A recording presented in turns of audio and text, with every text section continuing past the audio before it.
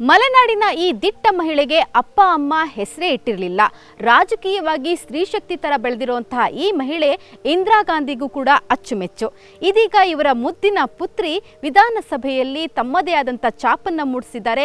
ಮೊದಲ ಬಾರಿ ಶಾಸಕಿಯಾಗಿದ್ರು ಕೂಡ ಸಾಕಷ್ಟು ಹೆಸರು ಮಾಡಿದ್ದಾರೆ. ಇಂತಹ ಜನಪ್ರಿಯ ನಾಯಕಿಯಾದಂತಹ ನಯನಾ ಮೋಟಮ್ಮ ಹಾಗೂ ಮೋಟಮ್ಮ ಅವರು ಇವತ್ತಿನ ನಮ್ಮ ಕಾರ್ಯಕ್ರಮದ ಅತಿಥಿ. ಬನ್ನಿ ಅವರಿಬ್ರು ಕೂಡ ಕಾರ್ಯಕ್ರಮಕ್ಕೆ ಸ್ವಾಗತಿಸೋಣ. ನಮ್ಮ ಜೊತೆ ಇದ್ದಾರೆ ನಯನಾ ಮೋಟಮ್ಮ ಹಾಗೂ ಮೋಟಮ್ಮ. ಇಬ್ರಿಗೂ ಕೂಡ ಕಾರ್ಯಕ್ರಮಕ್ಕೆ ಆತ್ಮೀಯ ಸ್ವಾಗತ. ನಮಸ್ತೆ. ನಮಸ್ತೆ.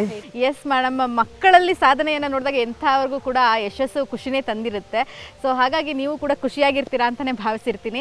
ಮೇಡಮ್, ಎಲ್ರಿಗೂ ಕೂಡ ಆಸೆ ಇರುತ್ತೆ. ಪ್ರತಿ ರಾಜಕಾರಣಿಯ ಆಸೆ ಏನು ಅಂದರೆ ತನ್ನ ಕ್ಷೇತ್ರವನ್ನು ತಾನು ನಡೆಸಿದಂಥ ಸೇವೆಯನ್ನು ಮುನ್ನಡೆಸ್ಕೊಂಡು ನನ್ನ ಮಕ್ಕಳು ಹೋಗಬೇಕು ಅಂತ. ಅದರಲ್ಲೂ ಕೂಡ ನಿಮ್ಮ ಮಗಳು ನಿಮ್ಮ ಕ್ಷೇತ್ರವನ್ನು ಇವಾಗ ಉಸ್ತುವಾರಿಯನ್ನು ವಹಿಸ್ಕೊಂಡು ನಡೆಸ್ಕೊಂಡು ಹೋಗ್ತಿದ್ದಾರೆ. ಎಷ್ಟು ಖುಷಿ ಅನಿಸಿದೆ ಈ ವಿಚಾರ? ತುಂಬ ಖುಷಿಯಾಗಿದೆ. ಯಾಕೆ ಅಂತ ಹೇಳಿದರೆ ಎಲ್ಲ ಹೆತ್ತವರಿಗೂ ನಮ್ಮ ಮಕ್ಕಳು ನಮಗಿಂತ ಮುಂದೆ ಇರಬೇಕು, ಒಳ್ಳೆ ಹೆಸರು ತಗೊಳ್ಬೇಕು ಅನ್ನೋ ಆಸೆ ಕನಸು ಇದ್ದೇ ಇರುತ್ತಲ್ಲ.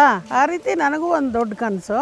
ಬಟ್ ನೀವು ಹೇಳಿದ ಪ್ರಕಾರ ಎಲ್ಲ ರಾಜಕಾರಣಿಗಳಿಗೂ ಅವ್ರ ಮಕ್ಕಳು ರಾಜಕಾರಣದಲ್ಲಿ ಮುಂದೆ ಬರಬೇಕು ಅಂತ ಇರುತ್ತೆ ಅಂತ ಹೇಳಿದ್ರಲ್ಲ, ಆ ರೀತಿ ಯೋಚನೆ ನಾನು ಮಾಡಿರಲಿಲ್ಲ. ಯಾಕಂದರೆ ನನ್ನ ಮಗಳು ಇಂಟೆಲಿಜೆಂಟ್ ಇದ್ಲು. ಅವಳು IAS IFS ಮಾಡಬೇಕಾ, ಇಂಡಿಯನ್ ಫಾರಿನ್ ಸರ್ವಿಸ್, ದೊಡ್ಡ ಆಡಳಿತಗಾರ್ತಿ ಆಗಬೇಕು ಅಂತಲೇ ಇದ್ದೆ. ಸೊ IAS ಆಗಿ ಏನು ಇಂಡಿಯನ್ ಸರ್ವಿಸ್ ಮಾಡಬೇಕಾಗಿತ್ತೋ ಅದನ್ನ ನಿಮ್ಮ ಕ್ಷೇತ್ರದಿಂದಲೇ ಶುರು ಮಾಡಿದ್ದಾರೆ ಅಂತ ಅನ್ಸುತ್ತೆ ಮೇಡಮ್ ಅವರು. ವಿಧಿ ಲಿಖಿತ ಅಂತಾರಲ್ಲ, ಹಾಗೆ ಫೇಟ್. ನಾನೇ ಅವಳನ್ನ ರಾಜಕಾರಣಕ್ಕೆ ಬರಬೇಕು ಅಂತ ಹೇಳಿ ಆಹ್ವಾನಿಸ್ತೀನಿ ಅಂತೂ ಖಂಡಿತ ಅಲ್ಲ. ಅವಳು ಎಲ್ಲೋ ಕಡೆ ಹೇಳಿದಾಳೆ, ನಮ್ಮ ಅಮ್ಮ ನನಗೇನು ರಾಜಕೀಯಕ್ಕೆ ಬಾ ಅಂತ ಹೇಳಿ ನನಗೆ ಕಿಂಚಿತ್ ಪ್ರೋತ್ಸಾಹ ಕೊಡಲಿಲ್ಲ ಅಂತ ಹೇಳಿ. ನಯನವರ ಮೇಡಮ್ ಹೇಳ್ತಾ ಇದ್ರು, ಸೊ ನನ್ನ ಮಗಳು ರಾಜಕಾರಣಕ್ಕೆ ಬರ್ತಾಳೆ ಅಂತ ಅಂದ್ಕೊಂಡಿರಲಿಲ್ಲ, IAS ಆಗ್ತಾರೆ ಅಂತ. ಸೊ IAS ಆಗಿ ನೀವು ಸೇವೆ ಮಾಡಿ ಇಂಡಿಯನ್ ಸರ್ವಿಸ್ ಮಾಡಬೇಕು ಅನ್ನೋ ಆಸಕ್ತಿಯನ್ನು ಹೊಂದಿದ್ದಂಥವ್ರು ಇದೀಗ ಮೂಡಿಗೆರೆ ಜನರ ಕ್ಷೇತ್ರದ ಒಂದು ಸೇವೆಯನ್ನು ಮಾಡ್ತಾ ಇದ್ದೀರಾ. ಇದು ಎಷ್ಟು ತೃಪ್ತಿ ತಂದಿದೆ ನಿಮಗೆ? ಆ್ಯಕ್ಚುಲಿ ಒಂದು ಶಾಸಕರಾಗಿ ಅಥವಾ ಶಾಸಕಿಯಾಗಿ 30 ಇಲಾಖೆಗಳು ನಮ್ಮ ಅಡಿಯಲ್ಲಿ ಬರುತ್ತೆ. ಸೊ ನನಗನ್ಸುತ್ತೆ ಒಂಥರ ಬಿಗ್ಗೆಸ್ಟ್ ಇನ್ಫ್ಲೂಯೆನ್ಸರ್, ಒಂಥರ ಅತಿಯಾದ ಪ್ರಭಾವ ಬೀರುವಂಥ ಒಂದು ಇದು ವೃತ್ತಿ ಅಥವಾ ಒಂದು ಕ್ಷೇತ್ರ ಅಂತ. ಮೇಡಮ್, ನಾನು ನಿಮ್ಮ ಪುಸ್ತಕವನ್ನು ಓದ್ತಾ ನೋಡಿದ್ದೆ. ಸೊ ಅದರಲ್ಲಿ ನೀವು ಬರೆದಿದ್ರಿ ನಿಮಗೆ ಹೆಸರು ಕೂಡ ಇಟ್ಟಿರಲಿಲ್ಲ ಅಂತ ಹೇಳ್ಬಿಟ್ಟು, ಆದರೆ ನಿಮ್ಮ ಮಗಳಿಗೆ ಮಾತ್ರ ಚಂದದ ಹೆಸರನ್ನು ಇಟ್ಟಿದ್ದೀರಾ. ಸೊ ಈ ಹೆಸರನ್ನು ಯಾರು ಚೂಸ್ ಮಾಡಿದ್ದು? ಅದು ನನ್ನ ಫ್ರೆಂಡು ನನ್ನ ಪಕ್ಕದ ರೂಮಲ್ಲಿ MLA ಅದು ಆಗಿದ್ದಾಗ ನಾಗಮ್ಮ ಕೇಶವಮೂರ್ತಿ ಅಂತ ಇದ್ದರು. ಮತ್ತು ಇನ್ನೊಬ್ಬರು ಫ್ರೆಂಡು ದಮಯಂತಿ ಬೋರೇಗೌಡ ಅಂತ ಇದ್ದರು. ಅವಳು ಹುಟ್ಟಿದಾಗ, ಮೋಟಮ್ಮ ನಿನ್ನ ಮಗಳು ಯಾವುದೇ ರೀತಿ ಮೂಗು ಕಣ್ಣು ತಿದ್ದಬೇಕಾಗಿಲ್ಲ, ಎಲ್ಲ ಅವಳದು ಫೀಚರ್ಸು ತುಂಬ ಚೆನ್ನಾಗಿದೆ, ಕಣ್ಣಂತೂ ತುಂಬ ಚೆನ್ನಾಗಿದೆ, ಹಾಗಾಗಿ ಅವಳಿಗೆ ನಯನ ಅಂತ ಇಡು ಅಂತ ಹೇಳಿದರು Nagamma Keshavamurthy. She is no more ನಾವು. ನಮ್ಮ ಅತ್ತೆ ಇದ್ದವರು ಅದಕ್ಕೆ ಜ್ಯೋತಿ ಅಂತ ಇಡಬೇಕು ಅಂದರು ನಮ್ಮ ಅತ್ತೆ. ಅದಕ್ಕೆ ನಾವು ನಯನ ಜ್ಯೋತಿ ಅಂತ ಸೇರಿಸಿ ಓಕೆ. ಸೊ ನಯನ ಅವರು ಅದಕ್ಕೆ ನಯನ ಮೋಟಮ್ಮ ಅಂತ ಸೇರಿಸ್ಕೊಂಡ್ರು.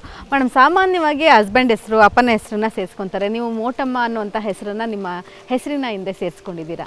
ನಾನು ಯಾವತ್ತೂ ಅಂದ್ಕೊಳ್ತೀನಿ ಎಲ್ಲರಿಗೂ ಆ ಅದೃಷ್ಟ ಸಿಗೋದಿಲ್ಲ. ತಾಯಿ ಹೆಸರು ಇಟ್ಕೊಂಡು ಒಂದು ಯಾವುದೇ ಒಂದು ಕ್ಷೇತ್ರದಲ್ಲಿ ಮುಂದುವರಿಲಿಕ್ಕೆ, ಯಾವುದೇ ಒಂದು ನೀವು ಜರ್ನಲಿಸಮ್ ಆಗಲಿ ಅಥವಾ ಒಬ್ಬ ಡಾಕ್ಟ್ರ್ ಆಗಲಿ ಅಥವಾ ಇನ್ನೊಂದು IAS ಅಧಿಕಾರಿ ಆಗಲಿ, ತಾಯಿ ಹೆಸರನ್ನು ಆ ಎತ್ತರಕ್ಕೆ ತೊಗೊಂಡು ಹೋಗಲಿಕ್ಕೆ ಸಾಧ್ಯನೇ ಇಲ್ಲ. ಆದರೆ ನಾನು ಅಂದ್ಕೊಂಡೆ ಇದು ನನ್ನ ಅದೃಷ್ಟ, ನನಗೆ ಸಿಕ್ಕಿರೋ ಒಂದು ಇದು ಅಂತ. ಆಮೇಲೆ ಅದ್ರ ಹೊರೆ ಜಾಸ್ತಿ ಇತ್ತು ಆ್ಯಕ್ಚುಲಿ.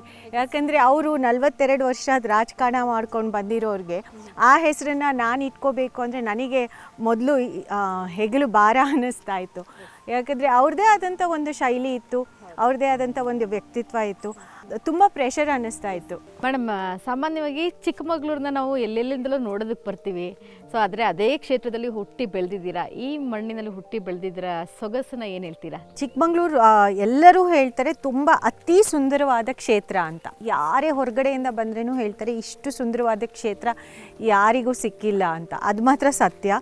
ನಿಜವಾಗ್ಲೂ ನಾನು ಯಾವತ್ತೂ ಕ್ಷೇತ್ರದಲ್ಲಿ ಎಲೆಕ್ಷನಿಗೆ ನಾನು ನಿಂತಾಗ ನಾನು ಅದನ್ನೇ ಹೇಳ್ಕೊಳ್ತಾ ಇದ್ದೆ ಜನರ ಹತ್ರ. ಅಂದರೆ ನಿಮ್ಮಲ್ಲಿ ಎಷ್ಟು ಈ ಊರಿಂದು ಏನು ಗಾಳಿ, ಮಣ್ಣು, ನೀರು, ಅಷ್ಟೇ ನಾನು ಅದನ್ನು ಮೈಗೂಡಿಸ್ಕೊಂಡಿದ್ದೀನಿ ಅಂತ. ಹಾಗೆಯೇ ನಾವು ಸಾಮಾನ್ಯವಾಗಿ ನೋಡ್ತಿರ್ತೀವಿ, ಹೊಸದಾಗಿ ನೀವು ಮೊದಲನೇ ಬಾರಿಗೆ ನೀವು ವಿಧಾನಸೌಧದ ಮೆಟ್ಟಲು ಹತ್ತಿರ್ಬೋದು, ಆದರೆ ನಿಮ್ಮ ವಾಕ್ಚಾತುರ್ಯವನ್ನು ಕಂಡಾಗ ಬಹಳನೇ ಪಳಗಿದ್ದೀರಾ ಅಂತ ಅನಿಸುತ್ತೆ. ನನ್ನ ಜೀವನ ದೊಡ್ಡ ಕನಸು ರಾಜಕಾರಣ, ರಾಜಕೀಯ ಮಾಡಬೇಕು ಅಂತ ತುಂಬ ಆಸೆ ಇಟ್ಕೊಂಡು ಬಂದವಳು. ನಿಮ್ಮ ಮಾತುಗಳನ್ನ ಕೇಳಿಸ್ಕೊಂಡು ಯಾವತ್ತಾರು ಮೋಟಮ್ನವರು ಯಾವ್ದಾದ್ರು ಸಜೆಷನ್ಸ್ನ ಕೊಟ್ಟಿದ್ದೀರಾ ಮೇಡಮ್ ಮಗಳಿಗೆ, ಹಿಂಗೆ ಮಾತಾಡಬೇಕಿತ್ತು, ಹಿಂಗೆ ಹೇಳಿದ್ದೆ ನೀನು ಅಂತ? ಇಲ್ಲ, ನಾನು ಕೊಟ್ಟಿದ್ದೀನಿ ಅಂತ ಹೇಳಿದರೆ ಸ್ವಲ್ಪ ಫಾಸ್ಟ್ ಟಾಕ್ ಇದೆ ಅವಳದು, ಸ್ವಲ್ಪ ಕನ್ವಿನ್ಸಿಂಗ್ ಆಗಿ ಹೋಗಬೇಕು, ಸ್ವಲ್ಪ ಅದನ್ನು ಸ್ಲೋ ಡೌನ್ ಮಾಡ್ಕೊಂಡು ಮಾತಾಡಿದರೆ ಇನ್ನೊಂದಷ್ಟು ಕನ್ವಿನ್ಸ್ ಆಗುತ್ತೆ ಅಂತ ಹೇಳಿ. ಸೊ ನಾವು ಮೋಟಮ್ಮ ಅವ್ರನ್ನ ಇವತ್ತು ಒಂದು ಸ್ತ್ರೀ ಶಕ್ತಿಯಾಗಿ ನೋಡ್ತೀವಿ, ಆದರೆ ಬಹಳ ಹಿಂದಕ್ಕೆ ಹೋದಾಗ ಮನೆಗೆ ನೀವು ಬೇಡವಾದಂಥ ಒಂದು ಮಗು ಅಂತಲೇ ಹೇಳ್ಬೋದು, ಹೆಸರು ಕೂಡ ಇಟ್ಟಿರಲಿಲ್ಲ. ಆ ವಿಚಾರವನ್ನು ನೆನಪು ಮಾಡ್ಕೊಳ್ಳೋದಾದರೆ ಏನು ಹೇಳ್ತೀರಾ ಮೇಡಮ್?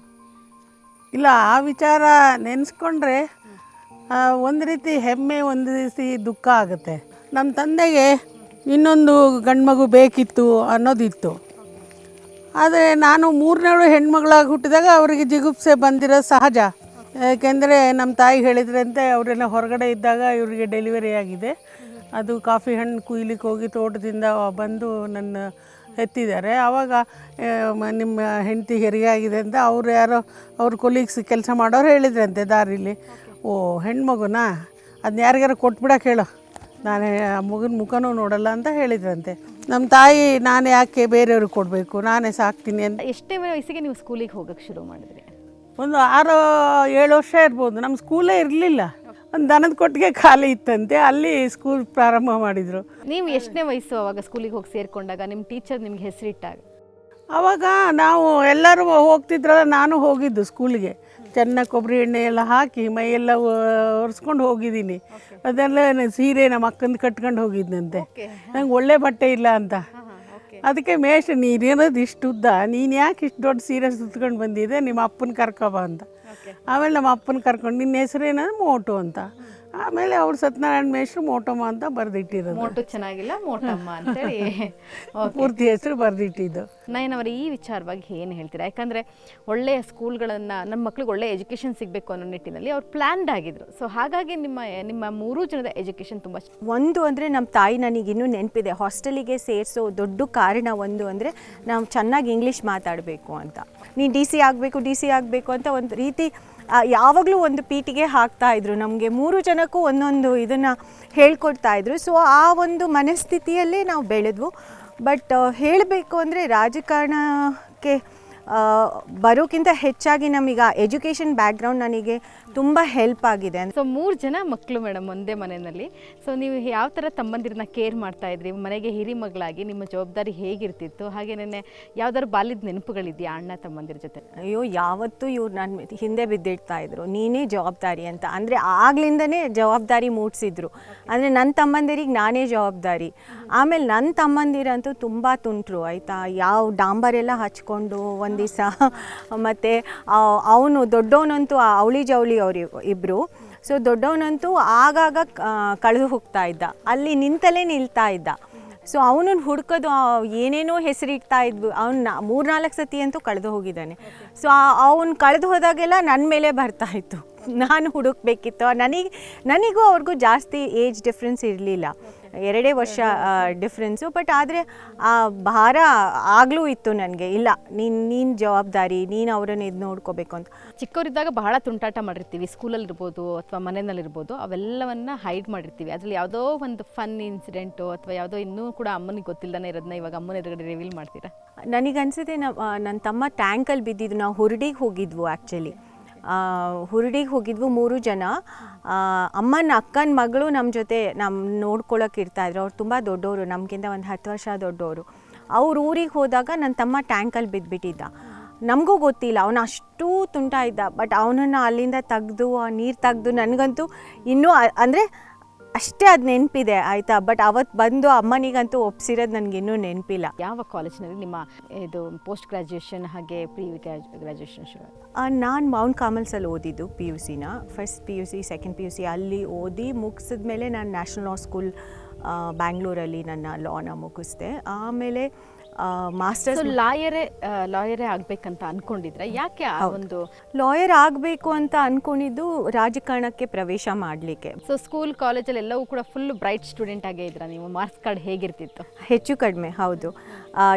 ಅಂದರೆ ನನಗೆ ಎಷ್ಟು ಓದ್ತಾ ಇದೆ ಅಷ್ಟೇ ಸ್ಪೋರ್ಟ್ಸಲ್ಲಿ ಮತ್ತು ಕಲ್ಚರಲ್ ಆ್ಯಕ್ಟಿವಿಟೀಸಲ್ಲಿ ಅಷ್ಟೇ ಆಸಕ್ತಿ ಇರ್ತಾಯಿತ್ತು. ಎಲ್ಲದರಲ್ಲೂ ಪಾರ್ಟಿಸಿಪೇಟ್ ಮಾಡ್ತಾ ಇದೆ. ಸೊ ನೀವು ಸ್ಪೋರ್ಟ್ಸ್ ಕಡೆ ಒಲವು ಯಾವಾಗಲಿಂದ ಶುರುವಾಯಿತು ನಿಮ್ಮದು? ತುಂಬ ಚಿಕ್ಕಂದಿನಿಂದನೇ ನಮ್ಮ ತಾಯಿನೇ ನಮಗೆ ಅದಕ್ಕೆ ತುಂಬ ದೊಡ್ಡ ಪ್ರೋತ್ಸಾಹ.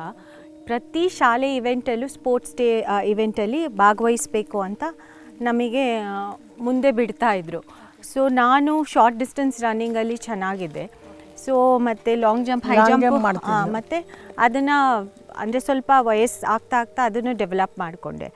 ಸೊ ಆಲ್ಮೋಸ್ಟ್ ಕಾಲೇಜ್ ತನಕ ಆಡಿದೆ. ಮತ್ತು ಗ್ರೂಪ್ ಸ್ಪೋರ್ಟ್ಸ್ ಲೈಕ್ ಬಾಸ್ಕೆಟ್ಬಾಲ್ ಅದನ್ನೆಲ್ಲ ಸ್ವಲ್ಪ ಅಡಾಪ್ಟ್ ಮಾಡಿಕೊಂಡೆ. ಬಟ್ ನಮ್ಮ ತಾಯಿಯಿಂದನೇ 3 ಜನಕ್ಕೆ ಪ್ರೋತ್ಸಾಹ. ಸೊ ಈ ಸ್ಪೋರ್ಟ್ಸ್ ಪರ್ಸ್ನಾಲಿಟಿ ಏನೋ ಹಾಗೆ ಟ್ರಾನ್ಸ್ಫರ್ ಆಯಿತು. ಸೊ ನೀವು ಹೇಳ್ತಾ ಇದ್ರಿ ನೀವು ಹಾಡೋದ್ರಲ್ಲಿ ಹಾಗೆ ಡ್ಯಾನ್ಸ್ ಮಾಡೋದ್ರಲ್ಲೂ ಕೂಡ ಅದನ್ನು ಕೂಡ ಹವ್ಯಾಸ ಅಂತ ಅಂದ್ಬಿಟ್ಟು, ಯಾವ ರೀತಿಯಾಗಿ ನಿಮಗೆ ಡ್ಯಾನ್ಸ್ ನಿಮ್ಮನ್ನ ಸೆಳೀತು? ಅದು ಕೂಡ ನಮ್ಮ ತಾಯಿದೇ ಪ್ರೋತ್ಸಾಹ. ಇವರಿಗೆ ಸ್ವಲ್ಪ ಈ ಸಾಂಪ್ರದಾಯಿಕವಾಗಿ ಅಂದರೆ ಫೋಕ್ ಆ ಥರ ಅದನ್ನು ಜಾಸ್ತಿ ನಮಗೆ ಹೇಳ್ಕೊಡ್ತಾಯಿದ್ರು. ನನಗೆ ಅಂತೂ ಯಾವುದೇ ಒಂದು ಒಳ್ಳೆ ಕನ್ನಡ ಸಾಂಗ್ ಸಿಕ್ಕಿದ್ರೆ ಅದಕ್ಕೆ ನನಗೆ ಡಾನ್ಸ್ ಮಾಡಿಸೋದು ಅದೆಲ್ಲ ಇವರಿಂದನೇ ಬಂತು. ಎಲ್ಲ ಮಾಡೋರ? ಹಾಂ ಹೌದು, ಖಂಡಿತ. ಅವಳ ಡಾಕ್ಟ್ರ್ ಮಗಳು ಒಬ್ಳು ಇದ್ಲಿಲ್ಲ, ಪದ್ಮನಾಭ ಶಾಲಿನಿ ಮೇಘ ಅಂತ, ಇವಳು ಜೋಡಿ ಮಾಡಿ ಅವಳಿಗೆ ಸ್ಕೂಲಲ್ಲಿ ಡಾನ್ಸ್ ಮಾಡಿಸ್ತಾ ಇದ್ವಿ. ನಾನೇ ಅವ್ಳಿಗೆ ಹೇಳಿಕೊಡ್ತಿದ್ದೆ ಎಲ್ಲ ಸ್ಟೆಪ್ಸ್ ಎಲ್ಲ. ಸರಿಯೋ ತಪ್ಪ ಬಳ್ಕುತ್ತಾ ಬಂದಾಳು ಉಯ್ಯಾಲೆ ಅನ್ನೋದು. ಬಳ್ಕೋದು ಹೆಂಗೆ ಅಂದರೆ ನಮಗೆ ಗೊತ್ತಿಲ್ಲ. ನಮ್ಮ ಹಸ್ಬೆಂಡ್ ಒಂದ್ಸರಿ ಏನಾದ್ರೆ ಹಿಂಗೆ ಅಂತ ತೋರಿಸಿರಿ, ಹಿಂಗಂತ ಮಾಡುವಂತ ಮನೇಲಿ ಕಳಿಸ್ಬೇಕಾದ್ರೆ ನನಗೆ ಇನ್ನೂ ನೆನಪು ಬರ್ತಿದೆ. ಸೊ ಮೇಡಮ್, ನೀವು ಹಾಡು ಹೇಳ್ತಿದ್ರಿ ಅಂತ ಹೇಳಿದ್ರಿ, ನಮಗೋಸ್ಕರ ಒಂದು ಸಣ್ಣ ಜನಪದ ಗೀತೆ ಹೇಳ್ಬೋದಾ ಈಗ? ಇನ್ನೆಲ್ಲಿ ನೋಡಲಿಂತ ಬಳೆಯ ಬಳಗರ ಶೆಟ್ಟಿ, ನಮ್ಮ ನಾಡಲ್ಲಿ ಬಳೆಯಿಲ್ಲ, ನಮ್ಮ ನಾಡಲ್ಲಿ ಬಳೆಯಿಲ್ಲ ಬಳಗರ ಶೆಟ್ಟಿ, ಹೋಗಿ ಬಾರಯ್ಯ ತವರಿಗೆ, ಹೋಗಿ ಬಾರಯ್ಯ ತವರಿಗೆ, ನಿನ್ನ ತವರೂರ ನಾನೇನು ಬಲ್ಲೆನು, ತೋರಿಸು ಬಾರೆ ಎಲೆಬಾಲೆ, ತೋರಿಸು ಬಾರೆ ಎಲೆಬಾಲೆ, ಹಂಚಿನ ಮದೆ ಕಾಣೋ ಕಂಚಿನ ಕದ ಕಾಣೋ, ನಿಂತಾಡೋವೆರಡು ಗಿಣಿ ಕಾಣೋ, ಹೋಗಿ ಬಾರಯ್ಯ ತವರಿಗೆ, ಹೋಗಿ ಬಾರಯ್ಯ ತವರಿಗೆ, ಹಚ್ಚ ಹಸುರಿನ ಬಳೆ ಕೆಂಪು ಪಚ್ಚೆಯ ಬಾಳೆ, ನನ್ನ ಹಡೆದವ್ವಾಗೆ ಬಲು ಆಸೆ, ನನ್ನ ಹಡೆದವ್ವಾಗೆ ಬಲು ಆಸೆ ಬಳೆಗಾರ, ಹೋಗಿ ಬಾರಯ್ಯ ತವರಿಗೆ, ಹೋಗಿ ಬಾರಯ್ಯ ತವರಿಗೆ. ಇದೀಗ ಕಾರ್ಯಕ್ರಮದಲ್ಲಿ ಅಮ್ಮ ಮಗಳ ಜೊತೆಗೆ ನಯನ ಅವರ ತಂದೆ ಆಗಿರುವಂತಹ ವೆಂಕಟರಾಮ ಸುಬ್ಬಯ್ಯ ಅವರು ಹಾಗೆಯೇ ಅವರ ಬ್ರದರ್ ನಮ್ಮೊಟ್ಟಿಗೆ ಜಾಯ್ನ್ ಆಗ್ತಿದ್ದಾರೆ, ಪ್ರೀತಮ್. ಅವರಿಬ್ಬರಿಗೂ ಕೂಡ ಕಾರ್ಯಕ್ರಮಕ್ಕೆ ಆತ್ಮೀಯ ಸ್ವಾಗತ. ನಮಸ್ಕಾರ ಮೇಡಮ್. ನಮ್ಮ ಕಾರ್ಯಕ್ರಮ ಫ್ಯಾಮಿಲಿ ಶೋ ಇರೋದ್ರಿಂದ ಇಡೀ ಫ್ಯಾಮಿಲಿಯನ್ನು ಇಂಟ್ರೊಡ್ಯೂಸ್ ಮಾಡೋದು ನಮ್ಮ ಕಾರ್ಯಕ್ರಮದ ಮೂಲಕ. ನಿಮ್ಮ ಲೈಫ್ ಸ್ಟೈಲ್ನ ಜನ ತಿಳ್ಕೊಳ್ಳೋಕೆ ಆಸಕ್ತಿ ಇರುತ್ತೆ. ಹಾಗಾಗಿ ಸೊ ಫ್ಯಾಮಿಲಿಯಲ್ಲಿ ಒಂದಿಬ್ಬರು ಮಿಸ್ ಇದ್ದಾರೆ, ಅಂದರೆ ಇವತ್ತು ಬೇರೆ ಕೆಲಸ ಕಾರ್ಯಗಳಿಂದ ಹೊರಗಡೆ ಇದ್ದಾರೆ, ಅವ್ರನ್ನೂ ಕೂಡ ಪರಿಚಯ ಮಾಡ್ಕೊಳ್ಬೋದಾ ನಮ್ಮ ವೀಕ್ಷಕರಿಗೆ? ನನಗೆ ಇನ್ನೊಬ್ಬ ತಮ್ಮ ಇದ್ದಾನೆ, ಅವರಿಬ್ಬರು ಅವಳಿ ಜವಳಿ ಆ್ಯಕ್ಚುಲಿ. ಸೊ ಅವನು ಆ್ಯಕ್ಚುಲಿ 5 ನಿಮಿಷ ದೊಡ್ಡವನು, ಗೌತಮ್ ಅಂತ. ಅವನಿಗೂ ಮದುವೆ ಆಗಿದೆ, ಅವ್ರ ವೈಫ್ ಹೆಸರು ಅಚಲ ಅಂತ. ಅವನಿಗೆ ಒಬ್ಬ ಮಗ ಇದ್ದಾನೆ, ಅವ್ಯುಕ್ತ್ ಅಂತ. ನೀವು ಪರಿಚಯ ಮಾಡಿಕೊಟ್ಟಂಗೆ ಪ್ರೀತಮ್ ವೈಫ್ ಹೆಸರು ಸಾಯಿ ಸುಧಾ ಅಂತ. ಅವ್ರಿಗೂ ಒಬ್ಬರು ಮಗಳಿದ್ದಾರೆ, ರಿತನ್ಯ ಅಂತ. ನನ್ನ ಮಗಳಿಗಿಂತ ಅವರೆಲ್ಲ ಇಬ್ಬರು ಚಿಕ್ಕವರು.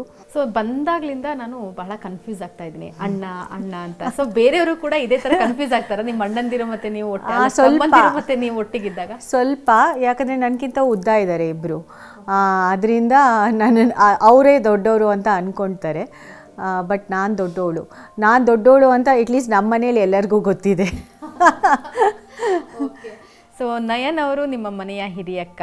ಪ್ರೀತಮ್ ಅವರೇ, ಯೂಶ್ವಲಿ ತಾಯಿ ಬಿಟ್ಟರೆ ಅಕ್ಕ ಆದವರು ತಾಯಿಯ ಸ್ಥಾನವನ್ನು ತುಂಬ್ತಾರೆ ಅಂತ ಹೇಳ್ತಾರೆ. ಆ ನಿಟ್ಟಿನಲ್ಲಿ ನಯನ ಹಾಗೂ ನಿಮ್ಮ ಮಧ್ಯೆ ಇರುವಂತಹ ಯಾವ್ದಾದ್ರು ಒಂದು ಸ್ವೀಟ್ ಮೆಮೊರೀಸ್ನ ಹಂಚ್ಕೊಳ್ಬೋದಾ? ಸ್ಕೂಲಲ್ಲಿ ಶಿ ವಾಸ್ ಸ್ಕೂಲ್ ಲೀಡರ್ ಥರ in sports, in lot of co-curricular activities. So lot of inspiration ಅಲ್ಲಿಂದ ಬರ್ತಾ ಇತ್ತು. ಸೊ ವಿ ಆಲ್ಸೋ, ನಾನು ನಮ್ಮ ಅಣ್ಣ, we to take part in lot of sports activities in school. And also college ಡೇಸಲ್ಲಿ once she finish 12th grade, ಆಮೇಲೆ she herself got in, wrote the NLS National Law School exam ಬರ್ತಿ. She got into one of the prestigious law schools in India. So that was also one of the other inspirations. So ಮನೆಯಲ್ಲಿ ಯಾವ ಥರ ಮನೆಯಲ್ಲಿ ನಿಮಗೆಲ್ಲ ruled ಮಾಡೋರಾ ತುಂಬ ನಯನ? ಇಲ್ಲ, she was very independent.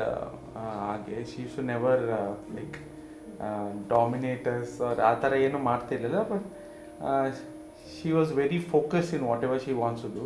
Usually ಏನಂತ ಅಂದರೆ ಹೆಣ್ಮಕ್ಳು ಆದ ತಕ್ಷಣ ನಿಮ್ಮ ಮನೆಯಲ್ಲೂ ಕೂಡ ಈ ಥರದೊಂದು ಮಾತು ಬಂದಿತ್ತು, ಅಮ್ಮನ ಕಡೆಯಿಂದ ಫಸ್ಟೇ ಹೆಣ್ಮಗು ಆಯಿತು ಅಂತೇಳಿ ಅಂತ ಕೇಳ್ಪಟ್ಟಿದ್ವಿ. ಅಂತಹ ಮಗಳು ಇವತ್ತು ಹೆಮ್ಮೆಯನ್ನೇ ತಂದುಕೊಟ್ಟಿದ್ದಾರೆ, ಇಡೀ ಕ್ಷೇತ್ರನ ನಡೆಸ್ಕೊಂಡು ಹೋಗ್ತಾ ಇದ್ದಾರೆ. ಖಂಡಿತ. ಯಾಕೆಂದರೆ ಅವಳು ಯಾವಾಗಲೂ ಒಂದು ಪ್ರೋಗ್ರೆಸಿವ್, ಅವಳದು ಯಾವುದೇ ಆ್ಯಕ್ಟಿವಿಟೀಸ್ ಸ್ಟಡಿಲಾಗ್ಬೋದು, ಬೇರೆ ಸ್ಪೋರ್ಟ್ಸ್ ಆಗ್ಬೋದು, ಬೇರೆ ಎಕ್ಸ್ಟರ್ನಲ್ ಆ್ಯಕ್ಟಿವಿಟೀಸ್ ಇರ್ಬೋದು, ಅವಳದು ಒಂಥರ ಔಟ್ಸ್ಟ್ಯಾಂಡಿಂಗ್. ಜನನಾಯಕರಾಗೋದು ಎಷ್ಟು ಕಷ್ಟ ಅನ್ನೋದನ್ನು ನೀವು ಗ್ರೌಂಡ್ ಲೆವೆಲಿಂದ ನೋಡಿದ್ದೀರಾ. ಹಲವಾರು ಸೋಲು ಗೆಲುವುಗಳಲ್ಲಿ ನಿಮ್ಮ ಪತ್ನಿ ಜೊತೆ ಹಿಂದೆ ನಿಂತು ನೋಡಿದ್ದೀರಾ. ಸೊ ಮಗಳು ರಾಜಕೀಯಕ್ಕೆ ಎಂಟ್ರಿ ಆಗ್ತಾ ಇದ್ದಾಳೆ, ಹಿಂಗೆ ಎಲೆಕ್ಷನಿಗೆ ನಿಲ್ತಾ ಇದ್ದಾಳೆ ಅಂದಾಗ ಎಷ್ಟು ಕಾನ್ಫಿಡೆನ್ಸ್ ಇತ್ತು, ಎಷ್ಟು ಆತಂಕ ಇತ್ತು ನಿಮಗೆ? ಕಾನ್ಫಿಡೆನ್ಸು ಇತ್ತು. ಯಾಕೆಂದರೆ ಅವಳ ಮಾತು ಇದ್ದೀವಲ್ಲ ಅವೆಲ್ಲ ಡೈರೆಕ್ಟ್.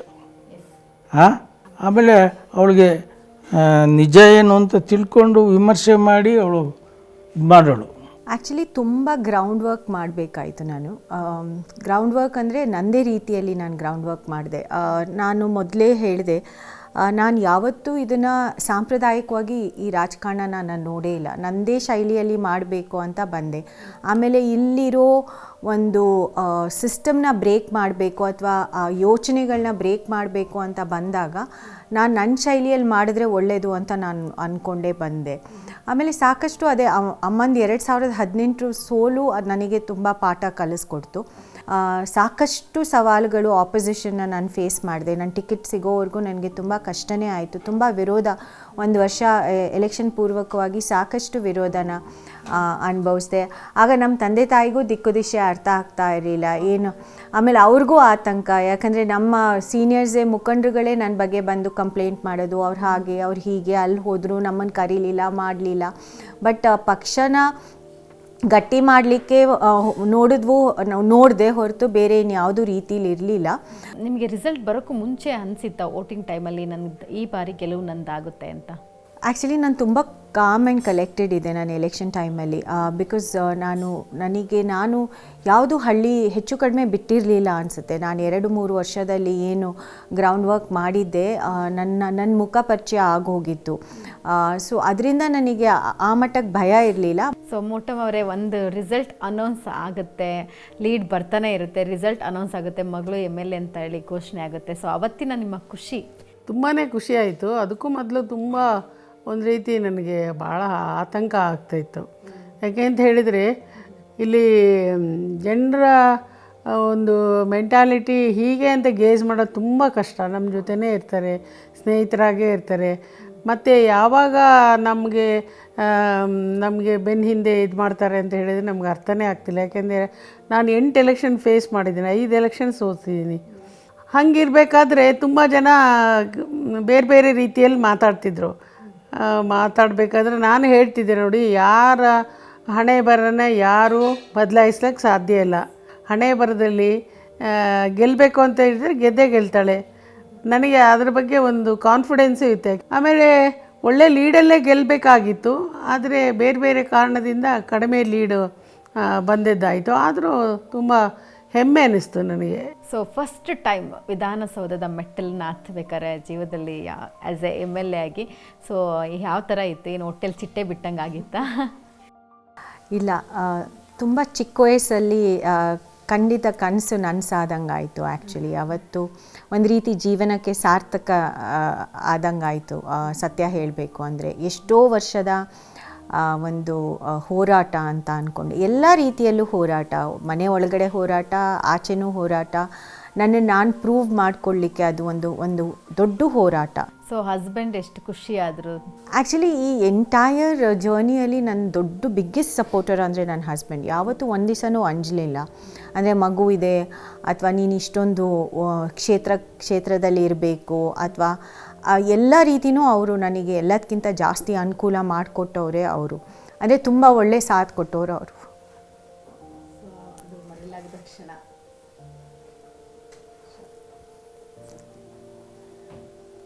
ಸೊ ಹೊರಗಡೆ ನಿಂತಿದ್ರು, ಅವ್ರನ್ನ ಬಂದು ನೋಡಿದ ತಕ್ಷಣ ಬಹಳ ಖುಷಿಯಾಗಿತ್ತು. ಹಾಂ, ಏನಂತ ವಿಶ್ ಮಾಡಿದರು? ಏನೂ ಇಲ್ಲ, ಜಸ್ಟ್ ಅಂದರೆ ನಾವಿಬ್ಬರು ತುಂಬ ಸ್ಟ್ರಗಲ್ ಮಾಡಿದ್ವು ಇಲ್ಲಿಗೆ ಬರಲಿಕ್ಕೆ.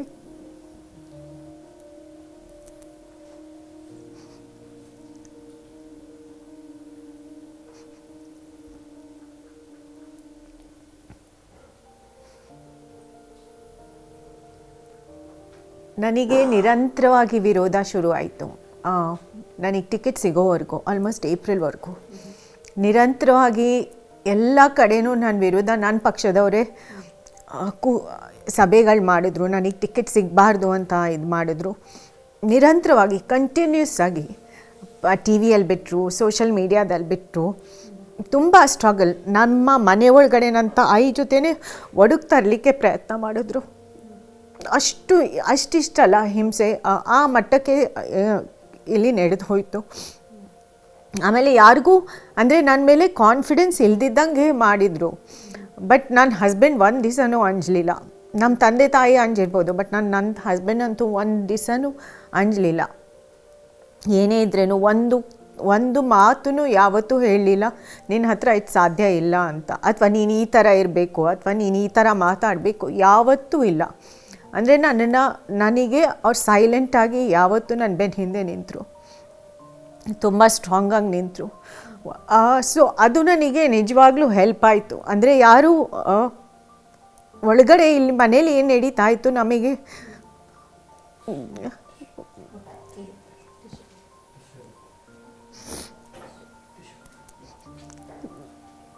ಸೊ ಅದನ್ನೆಲ್ಲ ನೋಡಿ, ಅಂದರೆ ಆ ಇನ್ಸಿಡೆಂಟ್ ಆಮೇಲೆ ನನಗೆ ಗೊತ್ತಿತ್ತು ಸೋಷಲ್ ಮೀಡಿಯಾದಲ್ಲಿ ನನ್ನ ಬಗ್ಗೆ ಹಾಕ್ತಾರೆ ಅಂತ ವಿರೋಧ ಪಕ್ಷದವರು. ಈಸಿಯಾಗಿ ಟಾರ್ಗೆಟ್ ಮಾಡ್ಬೋದು ಅವ್ರದ್ದು ಉಡುಗೆ ತೊಡುಗೆ ಅದ್ರ ಬಗ್ಗೆ. ಸೊ ಅದನ್ನು ನಿರೀಕ್ಷೆ ಮಾಡಿದ್ದೆ. ಸೊ ಅದಕ್ಕೆ ನಾನು ಮೆಂಟಲಿ ಮೊದಲಿಂದನೂ ಪ್ರಿಪೇರ್ ಆಗಿದ್ದೆ. ಇನ್ಫ್ಯಾಕ್ಟ್ ನನ್ನ ಪಕ್ಷದವ್ರನ್ನ ಪ್ರಿಪೇರ್ ಮಾಡೋಕ್ಕಿಂತ ಹೆಚ್ಚಾಗಿ ನಾನು ವೋಟರ್ಸ್ನ, ಮತದಾರನ ಪ್ರಿಪೇರ್ ಮಾಡಿದ್ದೆ.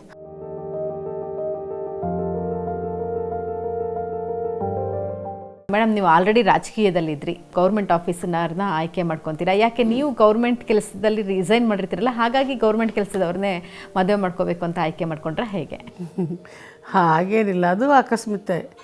ಹೌದು, ಯಾಕೆಂದರೆ ನಾನು ಸಬ್ ರಿಜಿಸ್ಟ್ರಾಗಿ ಫಸ್ಟ್ ಟೈಮ್ ಇಲ್ಲಿ ಜಾಯ್ನ್ ಆಗಿದ್ದೆ. ಇವರು ಪ್ರೊಫೆಷನಲ್ ಆಗಿ ಅಗ್ರಿಕಲ್ಚರ್ ಆಫೀಸರ್ ಆಗಿ ಚಿಕ್ಕಮಂಗ್ಳೂರಲ್ಲಿದ್ದರು. ಇವರ ಅಸಿಸ್ಟೆಂಟ್ ಒಬ್ಬ ರುದ್ರಯ್ಯ ಅಂತ ಹೇಳಿ ಇಲ್ಲಿಯವನೇ, ಮೂಡಿಗೆರೆಯವನೇ. ಅವ್ರು ಚೆನ್ನಾಗಿ ಗೊತ್ತಿತ್ತು. ಅವರು ಹೀಗೆ ಪರಿಚಯ ಮಾಡಿಸಿದ್ರು. ಅಲ್ಲಿ ನಮ್ಮ ಮನೆ ಓನರ್ ಸೊಸೆ ಇದ್ಲು ಒಬ್ಳು, ಶಾರದಕ್ಕ ಅಂತೇಳಿ. ಆಕೆ ಇವ್ರಿಗೆ ಕಂಡ್ರೆ ತುಂಬ ಇದು ಮಾಡ್ತಾಯಿದ್ಲು. ಒಂದು ಸಣ್ಣ ಪಾಕೆಟ್ ಇದಿತ್ತು, ರೇಡಿಯೋ ಇತ್ತು. ಅವಾಗೆಲ್ಲ ಈ ಕ್ರಿಕೆಟ್ ಕಾಮೆಂಟ್ರಿ ಅದರಲ್ಲೇ ಕೇಳೋದು. ಅದರಲ್ಲೇ ಎಂಥದ್ದು ಮೆಚ್ಚಿನ ಚಿತ್ರಗೀತೆಗಳು ಬರ್ತಾಯಿದ್ವು. ಅದು ಆಕಾಶ ದೀಪವು ನೀನೇ, ನಿನ್ನ ಕಂಡಾಗ ಸಂತೋಷವೇನು ಅಂತ.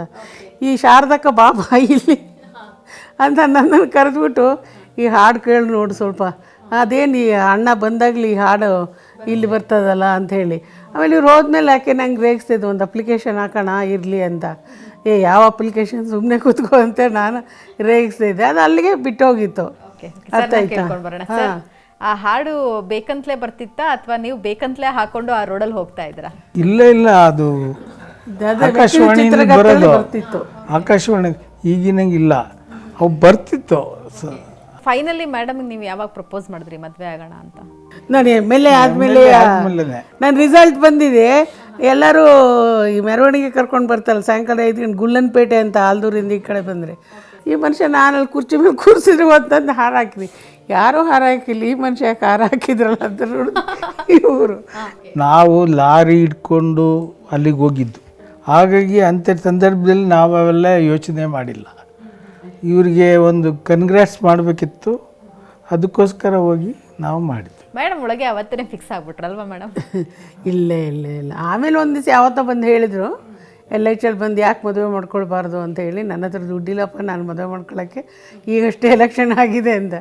ಇಲ್ಲ ಸಾಲನಾದರೂ ಬಿದ್ದಾಗ ನಿಮಗೆ ಒಂದೇ ದಿವಸ ಡಬಲ್ ಧಮಾಕ. ಒಂದ್ ಕಡೆ ಎಲೆಕ್ಷನ್ ರಿಸಲ್ಟ್, ಇನ್ನೊಂದ್ ಕಡೆ ಭವಿಷ್ಯದ ಹಸ್ಬೆಂಡ್ ಸಿಕ್ಕಿದ್ದಾರೆ. ಅದೇನು ಅವತ್ತೇನು ಅಂತಿಲ್ಲ, ಆದ್ರೆ ಮುಜುಗರ ಆಯ್ತಪ್ಪ, ಅಷ್ಟು ಜನರ ಮಧ್ಯೆ ಬಂದು ಹಾಕಿದ್ರಲ್ಲ ಹಾರ ಅಂತ. ಸೊ ಯಾವಾಗ ಡಿಸೈಡ್ ಮಾಡಿದ್ರಿ ಮದುವೆ ಆಗಬೇಕು ಅಂತ? June 4th. ಮದುವೆ ಡಿಸೈಡ್ ಆಯಿತು. ಇಂದಿರಾ ಗಾಂಧಿಯವರು ನಿಮ್ಮ ಮದುವೆಗೆ ಬರ್ತಾರೆ, ಸೊ ನಿಮ್ಮ ಮದುವೆಗೆ ಬರ್ತಾರೆ ಅಂತ ಹೇಳಿದ ಕ್ಷಣ ಏನು ಅನಿಸ್ತು? ಅಲ್ಲಿ ನಂಬಲಿಕ್ಕೆ ಆಗಲೇ ಇಲ್ಲ. ಏನು ಮಾಡೋದು, ಅವ್ರು ಬಂದರೆ ಯಾರು ರಿಸೀವ್ ಮಾಡೋರು, ಅವ್ರನ್ನ ಯಾರು ನೋಡ್ಕೊಳ್ಳೋರು, ಇವರೆಲ್ಲ ಲೀಡರ್ಸ್ ನೋಡ್ತಾರೆ ಅನ್ನೋದು ನನ್ನ ತಲೆಯಲ್ಲೇ ಇಲ್ಲ. ಅಲ್ಲೊಂದು ಇನ್ವಿಟೇಷನ್ ಮಾತ್ರ ಕೊಟ್ಟಿದ್ದೆ ಬೆಂಗಳೂರಿಗೆ ಬಂದಾಗ, madam I am going to get marry ಅಂತ, ಇಸ್ ಇಟ್ ಅಂತ ಹೇಳಿದ್ರು. But don't forget your social work and politics ಅಂತ ಹೇಳಿದರು. ಆಮೇಲೆ ಅದ್ರ ಮರುದಿನ ಕರೆಸಿ ಅವರೊಂದು ಗ್ರ್ಯಾಂಡ್ ಸ್ಯಾರಿನ ಪ್ರೆಸೆಂಟ್ ಮಾಡಿದರು ನನಗೆ. ಆಮೇಲೆ ಬರ್ತಾರಂತ ನಾನು ಅಂದ್ಕೊಂಡಿರಲಿಲ್ಲ. I have got lot of work at Delhi, I will see ಅಂತ ಹೇಳಿದರು. ಈ ಗುಂಡೂರಾವ್ ಕರೆದ್ಬಿಟ್ಟು ಹಂಗಂದ್ರಲ್ಲ, ಅಲ್ಲ ಈಗ ಇಂದಿರಾ ಗಾಂಧಿ ಬರ್ತಿದ್ದಾರೆ ನಿನ್ನ ಮದುವೆಗೆ ಅಂತ ಹೇಳಿದ್ರು. ಹೌದಾ ಸರ್ ಅಂತ ಹೇಳಿದೆ. ಆಮೇಲೆ ಎಷ್ಟು ಬಸ್ ಬೇಕು ನಿನಗೆ ಜನ ಬರಲಿಕ್ಕೆ ಅಂದರು. ನನಗಾಗೇನು ಐಡಿಯಾ ಇಲ್ಲ, ಅಷ್ಟು ಸಾವಿರಾರು ಜನ ಸೇರಿಸ್ಬೇಕು ಅಂತ. ನನಗೆ 3 ಬಸ್ ಕೊಡಿ, ನನ್ನ ಗಂಡನ ಕಡೆಯವ್ರಿಗೆ 2 ಬಸ್ ಕೊಡಿ ಅಂತ. ಎಷ್ಟು ಇನ್ನೋಸೆಂಟ್ ಆಗಿ ಕೇಳಿದ್ರಿ ನೀವು. ಅಷ್ಟೇ. ಆದರೆ ಇಂದಿರಾ ಗಾಂಧಿ ಬರ್ತಾರ ದೊಡ್ಡ ಪ್ರಚಾರ ಆಗಿಬಿಟ್ಟು ಒಂದು 10,000 ಜನಕ್ಕೂ ಹೆಚ್ಚು ಜನ ಸೇರಿದ್ರು. ಊಟ ಎಲ್ಲ ಸಾಲದ ಬಂತು. ಬೆಳಗ್ಗಿಂದ ಸಾಯಂಕಾಲದವರೆಗೂ ಇದ್ದರು. ಆಮೇಲೆ no I must take food otherwise Motamma feels bad ಅಂತೇಳಿ ಪಾಪ ನಮ್ಮ ಸ್ಕೂಲ್ ರೂಮಲ್ಲಿ ಒಂದು ಬೆಂಚ್ ಹಾಕಿ ಎಲೆ ಹಾಕಿ ಊಟ ಮಾಡಿದ್ರು. ಸೊ ಇವಾಗ ನಿಮ್ಮ ಲವ್ ಸ್ಟೋರಿನ ಕೇಳೋ ಟೈಮು. ಬಿಕಾಸ್ ನಾನು 98ಅಲ್ಲಿ ನ್ಯಾಷನಲ್ ಲಾ ಸ್ಕೂಲ್ ಜಾಯ್ನ್ ಆದಾಗ ಅವರು ನಾನು ಕ್ಲಾಸ್ಮೇಟ್ಸ್. ಆ್ಯಕ್ಚುಲಿ ಡೆಲ್ಲಿಯಿಂದ ಬಂದವರು, ನಾನು ಈ ಭಾಗದವಳು. ತುಂಬ ಜಾಸ್ತಿ ಮಾತಾಡ್ತಾ ಇದ್ವಿ. ತುಂಬ ಒಳ್ಳೆ ಫ್ರೆಂಡ್ಶಿಪ್ಪು, ತುಂಬ ಒಳ್ಳೆ ಫ್ರೆಂಡ್ಶಿಪ್ಪು ಜಾಸ್ತಿ. ಬೇರೆ ಹುಡುಗಿಯರ್ಗಿಂತ ನಾನು ಅವ್ರ ಜೊತೆನೇ ಯಾವಾಗಲೂ ಲೈಬ್ರರಿಗೆ ಹೋಗೋದು ಅಥವಾ ಕ್ಯಾಂಟೀನಿಗೆ ಹೋಗೋದು, ಮಾತಾಡ್ಸೋದು, ಆ ರೀತಿ ಒಂದು ಫ್ರೆಂಡ್ಶಿಪ್ ಇತ್ತು. ನ್ಯಾಷನಲ್ ಲಾ ಸ್ಕೂಲಿ ಮುಗಿಸಿ ನಾನು ಯಾವಾಗ ಮಾಸ್ಟರ್ಸಿಗೆ ಅಮೇರಿಕಾಗೆ ಹೋದೆ, ಬಂದ ಮೇಲೆ ಒಂದು ಅದನ್ನು ಓಕೆ ಆ ಫ್ರೆಂಡ್ಶಿಪ್ನ ಇನ್ನೊಂದು ಸ್ವಲ್ಪ ಮದುವೆ ರೀತಿಯಲ್ಲಿ ಅದನ್ನು ಇದರಿಂದ ನೋಡಲಿಕ್ಕೆ ಶುರು ಮಾಡಿದ್ವು ಅಂತ. ಸೊ ವಿಕಾಸ್ ಅಂದ ತಕ್ಷಣ ನಮಗೆ ಹೆಸರು ತುಂಬಾ ಡಿಫ್ರೆಂಟ್ ಅಂತ ಅನಿಸುತ್ತೆ. ನಾವೆಲ್ಲ ವಿಕಾಸ್ ಅನ್ನೋ ಅಂತ ಹೆಸರು ಕೇಳಿದ್ದೀವಿ. ಸೊ ಯಾವ ಮೂಲದವರು, ಅಂದರೆ ಎಲ್ಲಿಯವರು ಅವರು? ಬೇಸಿಕಲಿ ಒರಿಜಿನಲಿ ಆ್ಯಕ್ಚುಲಿ ರಾಜಸ್ಥಾನ್ ಅವರು, ಬಟ್ ಹುಟ್ಟಿದವ್ರು ವೆಸ್ಟ್ ಬೆಂಗಾಲಲ್ಲಿ. ಅವ್ರ ಫ್ಯಾಮಿಲಿ ಎಲ್ಲ ಮೊದಲು ವೆಸ್ಟ್ ಬೆಂಗಾಲಲ್ಲಿ ನೆಲೆಸ್ತಾ ಇದ್ರು ಅವ್ರು ಹುಟ್ಟಿದಾಗ. ಅದಕ್ಕೆ ಅದು ಬೆಂಗಾಲೀಸಲ್ಲಿ ಅಂದರೆ ವೆಸ್ಟ್ ಬೆಂಗಾಲಲ್ಲಿ ವಿ ಅಂತ ಹೇಳೋದಿಲ್ಲ, ಬ ಅಂತ ಹೇಳ್ತಾರೆ. ಸೊ ಅದನ್ನು ವಿಕಾಸ್ ಅನ್ನೋದನ್ನ ಬಿಕಾಶ್ ಅಂತ ಮಾಡೋದು. ಸೊ ನೀವು ಮನೆಯಲ್ಲಿ ಯಾವಾಗ ಹೇಳಿದ್ರಿ ನೀವು ವಿಕಾಶ್ ಅನ್ನೋರನ್ನ ಇಷ್ಟಪಡ್ತಾ ಇದ್ದೀನಿ, ಅವ್ರನ್ನೇ ಮದುವೆ ಮಾಡ್ಕೊತೀನಿ ಅಂತ? 2007 ಮದುವೆಗಿಂತ ಮುಂಚಿತವಾಗಿ ಒಂದು 6 ತಿಂಗಳು ಮುಂಚಿತವಾಗಿ ಅನಿಸುತ್ತೆ, ಆಗ ಮಾತುಕತೆ ಶುರುವಾಗಿದ್ದು. ಬಟ್ ಆದರೆ ಮದುವೆದು ಸಂಪ್ರದಾಯ ಫಾಲೋ ಮಾಡೋದು ಎಲ್ಲದಕ್ಕಿಂತನೂ ಕಷ್ಟ ಆಯಿತು. ಅಂದರೆ ಅದನ್ನು ಫಸ್ಟು ಹೇಗೆ ಮಾಡೋದು, ಯಾವ ರೀತಿ, ಮತ್ತು ಯಾಕಂದರೆ ಅವ್ರು ತುಂಬ ಆ ಮಟ್ಟಕ್ಕೆ ಸಂಪ್ರದಾಯದಿಂದ ಬಂದವ್ರನ್ನ ಹೇಗೆ ನಿಭಾಯಿಸೋದು ಅನ್ನೋದು. ಆಮೇಲೆ ನಾನು ಅದಕ್ಕೆ ಸಾಕಷ್ಟು ಟೆನ್ಷನ್ ಕೊಟ್ಬಿಟ್ಟಿದೆ ಅವ್ರಿಗೆ. ಮದುವೆ ಮಾಡ್ಕೊಳ್ಬೇಕು ಅನ್ನೋ ಪ್ರಶ್ನೆ ಬಂದಿದೆ ಅಂತ ಬಂದಾಗ ಅವ್ರ ಮನೆಯವ್ರನ್ನ ಒಪ್ಸೋದು ಒಂದು ದೊಡ್ಡ ಜವಾಬ್ದಾರಿ ಬಂತು. ತಮ್ಮ ಬಂದು ಬಾಂಬೆಲೇ ಇವಳನ್ನ ನೋಡಿ ಎಲ್ಲ ಕನ್ವಿನ್ಸ್ ಆಗಿ ಹೋಗಿ ಅವರು ತಂದೆ ತಾಯಿ ಕನ್ವಿನ್ಸ್ ಮಾಡಿದ್ದೆ, ಅವ್ರ ಅಣ್ಣನಿಗೆ ಕನ್ವಿನ್ಸ್ ಮಾಡಿದ. ಆಮೇಲೆ ಅವನು ಒಂದು ದಿವಸ ಡೆಲ್ಲಿಗೆ ಬರ್ಲಿಕ್ಕೆ ಹೇಳಿದ. ನಾನು ಡೆಲ್ಲಿಗೆ ಹೋದ್ವಿ, ನಾನು ನನ್ನ ಹಸ್ಬೆಂಡು, ನಾವು ಇನ್ನೊಬ್ಬರು ಫ್ರೆಂಡು ಹೋದ್ವಿ ಅಲ್ಲಿಗೆ. ಅಲ್ಲಿ ಡೆಲ್ಲಿ ತಾಜ್ ಹೋಟೆಲಿಗೆ ಕರೆದು ಅವ್ರಿಗೆ ಟೀ ಕೊಟ್ಟು ಮಾತಾಡಿಸಿ ಎಲ್ಲ ಡಿಸೈಡ್ ಮಾಡಿದ್ವಿ. ಆಗ ಜಾಗ ಹುಡ್ಕೋದೇ ಒಂದು ತಲೆನೋವು. ಅಶೋಕ ಹೋಟೆಲ್ ಕೇಳಿದ್ದಾಯಿತು, ಹಾಲ್ ಸಾಲಲ್ಲ ಅಂತಾಯಿತು. ವಿನ್ಸನ್ ಮ್ಯಾನರ್ ಹಾಲ್ ಸಾಲಲ್ಲ ಆಯಿತು. ಆಮೇಲೆ ಅದು ಯಾರೋ ಮೈಸೂರಲ್ಲಿ ಒಬ್ಬ ಕಾಂಗ್ರೆಸ್ ಹುಡುಗ ಸಿಕ್ತ, ಶ್ರೀಕಂಠ ದತ್ ಒಡೆಯರ್ MP ಇದ್ದರು, ಕಾಂಗ್ರೆಸ್ MP. ನೀವೇನು ಯೋಚನೆ ಮಾಡಿಬಿಟ್ಟು ಬನ್ನಿ, ಅವ್ರ ಬರ್ಡೇ ಇದೆ, ಒಂದು ಇದು ತೊಗೊಬನ್ನಿ ಬೊಕೇನ ಕೊಟ್ಬಿಟ್ಟು ಅವ್ರನ್ನ ಕೇಳೋಣ ಅಂತ ಹೇಳಿದ್ರು. ಅವ್ರು ನಮಸ್ಕಾರ ಹೊಡೆದು ಬರ್ಡೇ ವಿಶ್ ಮಾಡಿ ಅಂತ, ಸರ್ ನನ್ನ ಮಗಳು ಮದುವೆ ಗೊತ್ತಾಗಿದೆ ಸರ್, ಆದರೆ ನನಗೆ ಒಂದು ಪ್ರಾಬ್ಲಮ್ ಬಂದಿದೆ, ವೆನ್ಯೂದು ಇದನ್ನು ನೀವು ಅರಮನೆ ಗ್ರೌಂಡ್ಸ್ ಮಾಡಿಕೊಟ್ರೆ ನಂಗೆ ತುಂಬ ಹೆಲ್ಪ್ ಆಗುತ್ತೆ ಅಂತ. ಓ ಹೌದಾ, ಕಂಗ್ರ್ಯಾಚುಲೇಷನ್, ನಮ್ಮ ಮಗಳ ಮದುವೆ ಥರ ನಾನು ಅಂದ್ಕೊಂಡು ನಾನು ಖಂಡಿತ ಹೆಲ್ಪ್ ಮಾಡ್ತೀನಿ ಅಂತ ಆವಾಗಲೇ ಸೆಕ್ರೆಟ್ರಿ ಕರೆದು 2 ಡೇಟ್ ಇತ್ತು, ಒಂದು 26 ಜುಲೈ, ಇನ್ನೊಂದು 23 ಏನಾಯಿತು. ಅದು ಒಂದಕ್ಕೆ ಅವರು ಫ್ರೀ ಇದೆ ಅಂತ ಹೇಳಿದರು, ಅದು ಬುಕ್ ಆಯಿತು. ಸೊ ಮದುವೆಯ ದಿನದ ಸಂಭ್ರಮ ಹೇಗಿತ್ತು ಮೇಡಮ್? ಎಷ್ಟು ಜನ ಸೇರಿದ್ರು ಮದುವೆಗೆ? ಮನೆ ಹುಡುಗನ ಮನೆಯವರೆಲ್ಲ ಖುಷಿ? ನೀವು ಹೆಂಗೆ ರೆಡಿ ಆಗಿದ್ರಿ? ಆ್ಯಕ್ಚುಲಿ ಅದು ನಮಗೆಲ್ಲರಿಗೂ ಹೊಸ ಪದ್ಧತಿ. ನಾನು ಮದುವೆ ಆಗಿದ್ದು 2007ರಲ್ಲಿ. ಸೊ ಆ ಥರ ಮದುವೆ ಅಂದರೆ ನಮ್ಮಲ್ಲಿ ಹತ್ತಿರದಲ್ಲಿ ಯಾರೂ ನೋಡೇ ಇರಲಿಲ್ಲ, ಅನುಭವಿಸೂ ಇರಲಿಲ್ಲ. ಸೊ ಆಗ 2007ರಲ್ಲಿ ಸಂಗೀತು ಮೆಹಂದಿ ಆ ಟೈಮಲ್ಲಿ ಅದನ್ನೆಲ್ಲ ಕಲಿತು ಮಾಡಬೇಕಾಗಿತ್ತು. ಸೊ ತುಂಬ ಅಂದರೆ ಒಳ್ಳೆ ರೀತಿಯ ಮದುವೆ ಆಯಿತು. ಎಲ್ಲರೂ ತುಂಬ ಎಂಜಾಯ್ ಮಾಡಿದರು. ಅಂದರೆ ಎಕ್ಸ್ಟ್ರೀಮ್ ಆಗಿ ಎಷ್ಟು ಆತಂಕ ಇತ್ತು ಅಷ್ಟೇ ಎಲ್ಲರೂ ಅದು ಎಂಜಾಯ್ ಮಾಡಿದರು. ನಾನು ನನ್ನ ಹಸ್ಬೆಂಡಿಗೆ ಹೇಳ್ತಾ ಇದ್ದೆ ಮತ್ತೆ ಮದುವೆ ಆಗಲಿಕ್ಕೆ ಇದು ಚೆನ್ನಾಗಿದೆ ಅಂತ. ಅಂದರೆ ಅನುಭವ ಅಷ್ಟು ಚೆನ್ನಾಗಿತ್ತು.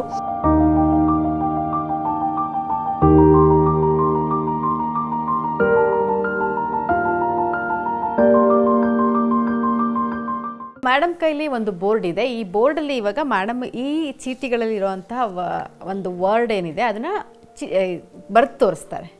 ಅಂದರೆ ಚಿತ್ರದ ಮೂಲಕ ಬರೀಬೇಕು ಮೇಡಮ್. ಅದನ್ನು ಗೆಸ್ ಮಾಡಬೇಕು. ಮೇಡಮ್ ಸರ್ ಹಾಗೆ ಪ್ರೀತಮ್ ಸೇರಿ ಗೆಸ್ ಮಾಡಬೇಕು. ನೋಡೋಣ ಎಷ್ಟು ಗೆಸ್ ಮಾಡ್ತಾರಂತ. ನೀವು ಹೇಳ್ತಾ ಇರಿ ತುಂಬ ಚೆನ್ನಾಗಿ ಚಿತ್ರ ಕೂಡ ಬರೀತೀರಾ ಅಂತ ಅಂದ್ಬಿಟ್ಟು.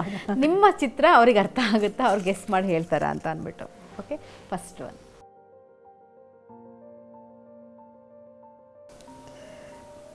ಇದು ತುಂಬ ಕಷ್ಟ.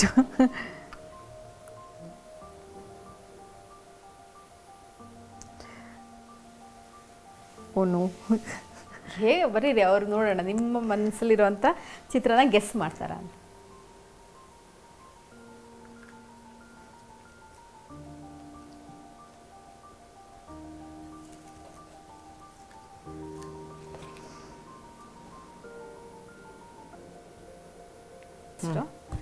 ಎಸ್, ಇವಾಗ ಬಿಡಿಸಿ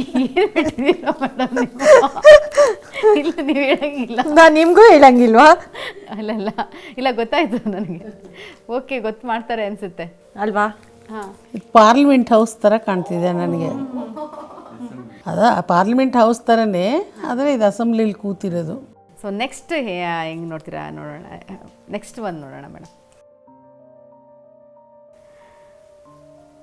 ಸೊ ನೆಕ್ಸ್ಟ್ ವರ್ಡ್ ಬಿಡಿಸ್ತಾ ಇದ್ದಾರೆ ನಯನಾ ಅವರು. ಇವಾಗ ನಾನು ಮೋಸ್ಟ್ಲಿ ಈ ವರ್ಡ್ ಇರಬೇಕು ಅಂತ ಅಂದ್ಕೊಂಡಿದ್ದೆ, ನೀವು ಕಷ್ಟ ಆಯ್ತು ಅಂದಾಗ.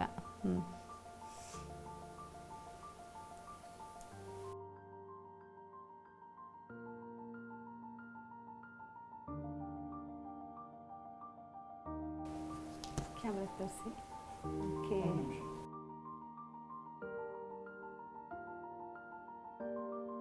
ರಿವರ್ ಕುಂದೂರು ಕಾಫಿ ಹತ್ತಿರಕ್ಕಿದ್ದೀರಾ? ಹತ್ತಿರಕ್ಕೆ ರಿವರು ಮತ್ತೆ ಟೀ ಎಸ್ಟೇಟ್.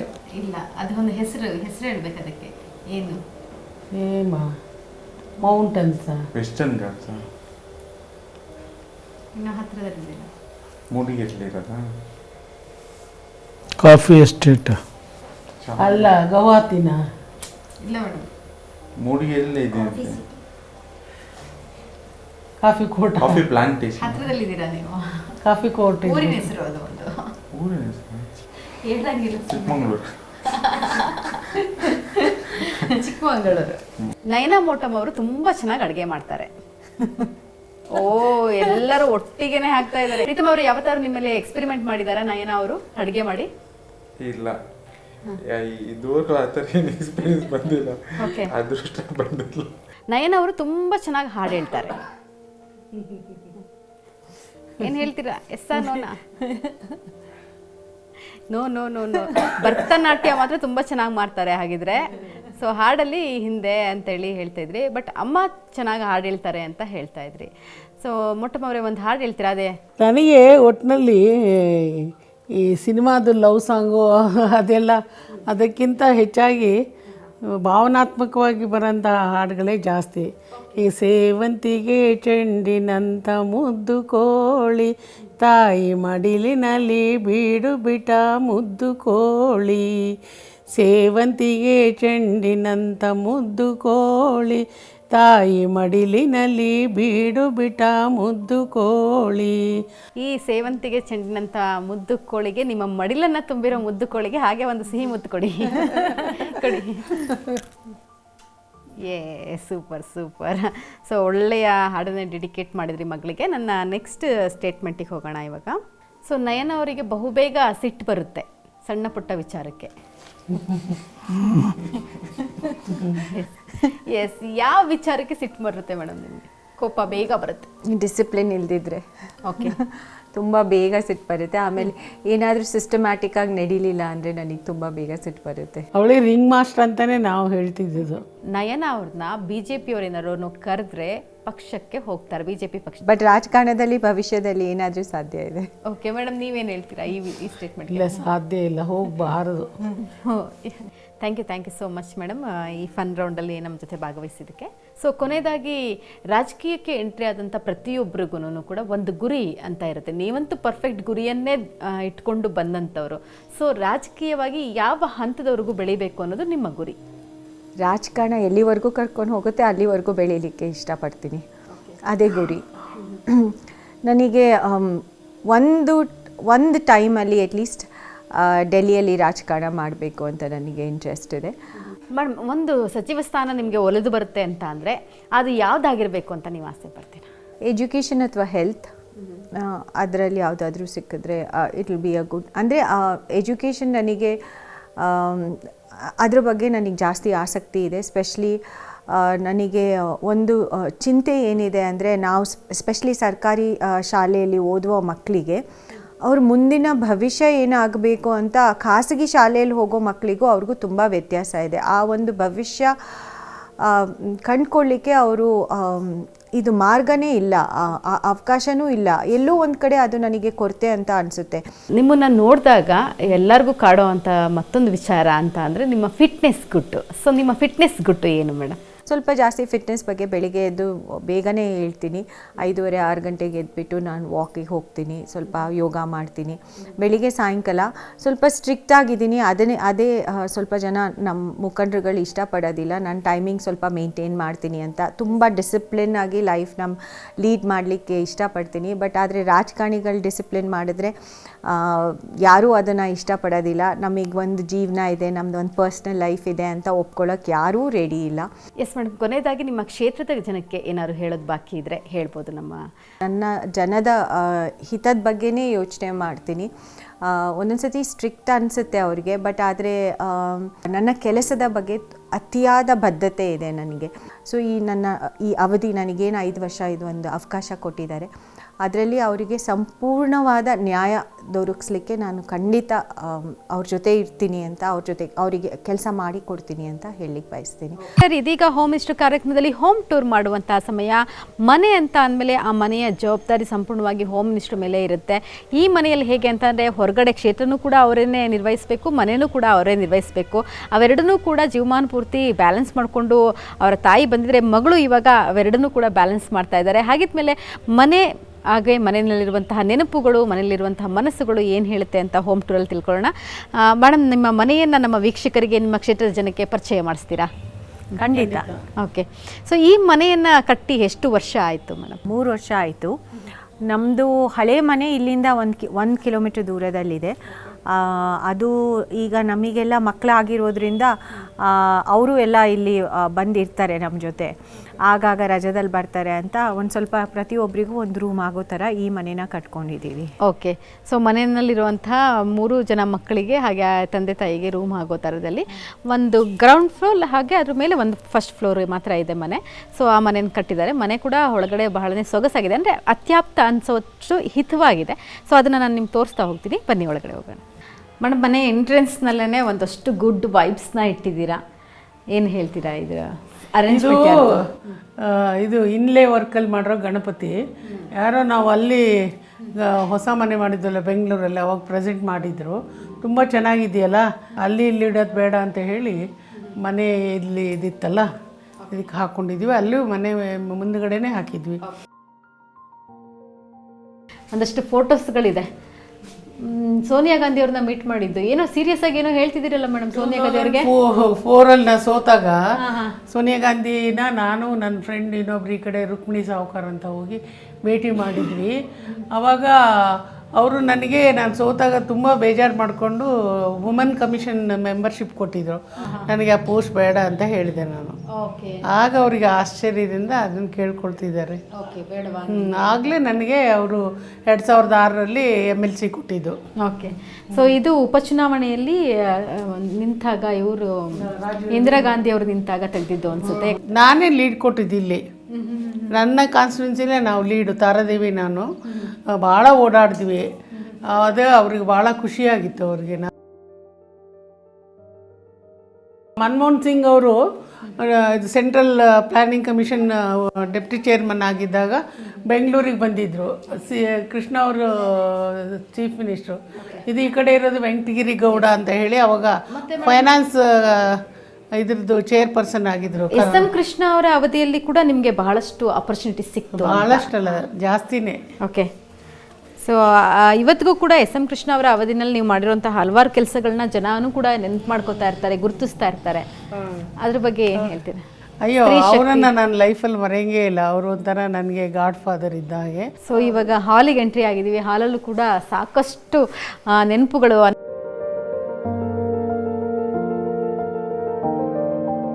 ಇಂದಿರಾ ಗಾಂಧಿಯವರು ಅವರು ಎಲೆಕ್ಷನ್ ಕ್ಯಾನ್ವಸಿಗೆ ಬಂದಿರೋದು. ನಮ್ಮ ಪದ್ಮೇಗೌಡರು ಅಂತ ಹೇಳಿ ಗೌಡಳ್ಳಿ ಅವ್ರ ಮನೆಗೆ ಹೋದಾಗ ಅವರು ಒಂದು ಸಾರಿ ಅಲ್ಲ 2 ಸಾರಿ ಪ್ರೈಮ್ ಮಿನಿಸ್ಟರ್ ಆಗಿದ್ದರು. 3rd time ಆಗೋದಲ್ಲ. ಅವಾಗ ಬಂದಾಗ ಅವ್ರ ಮನೆಯಲ್ಲಿ ಅವ್ರ ಇಂದಿರಾ ಗಾಂಧಿ ಫೋಟೋ ಇದೆ ನೋಡಿ, ಅಲ್ಲಿ ಆ ಕಡೆ ನೆಹರು ಫೋಟೋ ಇದೆ. ಇದು ನನ್ನ ಮದುವೆಯಲ್ಲಿ ಇಂದಿರಾ ಗಾಂಧಿಯವರು ಊಟ ಮಾಡ್ತಿರೋದು ನೋಡಿ. ಅದು ಅಲ್ಯೂಮಿನಿಯಂ ಗ್ಲಾಸು, ಸ್ಟೀಲ್ ಕೂಡ ಅಲ್ಲ, ಎಲೆ ಬಾಳೆ ಎಲೆಯಲ್ಲಿ ಊಟ ಮಾಡ್ತಿದ್ದಾರೆ. ಇದು ನಮ್ಮ ಕ್ಲಾಸ್ ರೂಮು.